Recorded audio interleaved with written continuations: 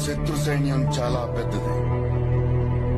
మరి మన దగ్గర ధర్మం మాత్రమే ఉంది. సత్యం కోసం పోరాడుతున్నామనే ధర్మం.